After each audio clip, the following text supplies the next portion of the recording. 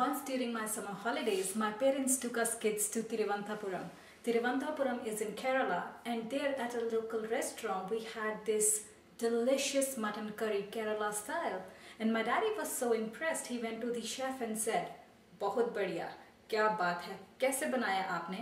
We went to the chef, complimented him and asked him how he made it. And he took these tips, and then during special occasions at home he would make this very delicious mutton curry. I as a kid absolutely loved watching him cook, so I would stand by his side while he was cooking and would pick up the pointer. So today I'm going to share my daddy's special mutton curry recipe with you. So let's go in the kitchen and get started. I'm using 500 grams of mutton meat, which is finely chopped into cubes, 2 large chopped onions, 1 can of coconut milk, so about 400 milliliters, 2 tomatoes roughly chopped as well, 3-4 garlic cloves that I have chopped roughly, ginger about 1 tablespoon. We have here black pepper, half a teaspoon.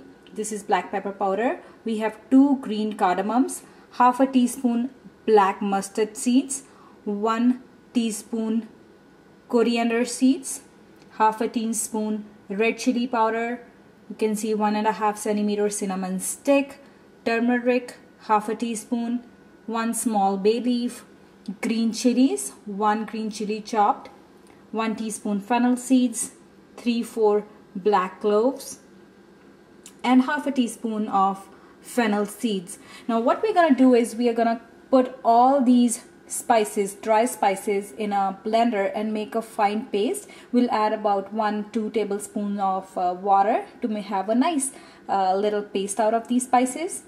It might seem a lot of different spices, but they really add a very nice flavor to this mutton curry. So you do need all these spices. Don't have everything, perhaps you can use garam masala, because a lot of times garam masala has many of these ingredients. Alright, all my dry spices are in the blender. I'm gonna go ahead and make a smooth paste out of them. Paste is ready, nice and smooth. You can blend it a little bit more if you like, but I'll go ahead and use this one. In my wok, I have 2 tablespoons of oil, and I'm gonna go ahead and add my onions, and we'll fry onions until they are slightly golden brown. Right, onions have started to change color. They are becoming slightly golden. You can see golden brown. So now we'll go ahead and add our spice mixture. And the reason we don't want our onions to be completely brown is because they are going to get fried with these spices as well. So we'll go ahead and add our spice mixture in. And it looks like a little bit of a mixture, but it's really powerful as far as the taste is concerned. So mix it well, and just add 2 drops of water in here to get all the masala out and add it in. So I'm just adding a little bit of water.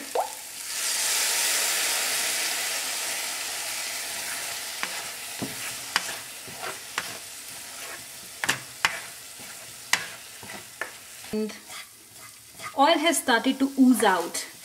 You won't see a separation of oil because we didn't add too much oil. It was only like what, 2 tablespoons. But you can see that it is oozing out, which means that spices are well done. And we'll go ahead and add our meat, and we'll fry this until the lamb is a little brown. So we'll fry it for like 10 minutes.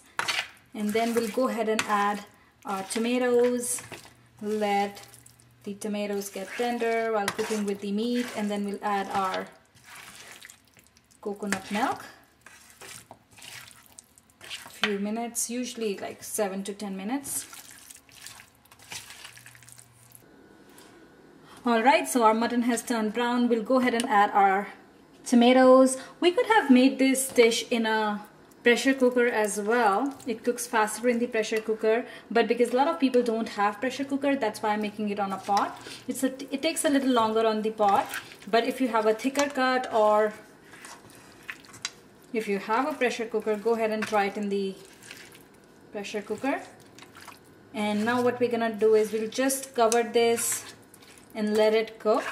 We can add our salt at this point as well. 2 teaspoons here, and we'll let this cook for 15 minutes until it's halfway done, and then we'll go ahead and add coconut milk.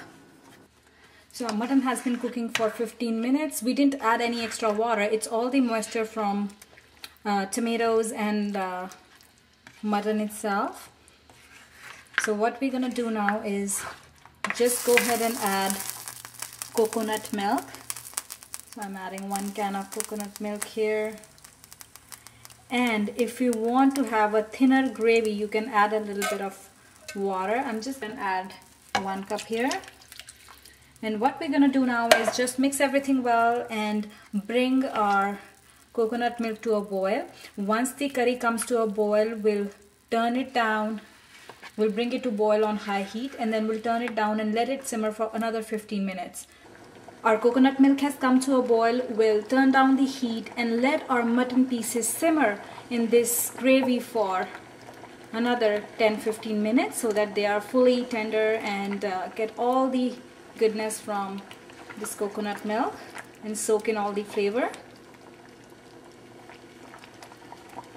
Look at that, our wonderful mutton curry is ready. We'll go ahead and serve it with rice, and just before serving you can garnish it with some cilantro and some coconut leaves. So enjoy, and don't forget to subscribe to Eat East Indian for more exciting recipes.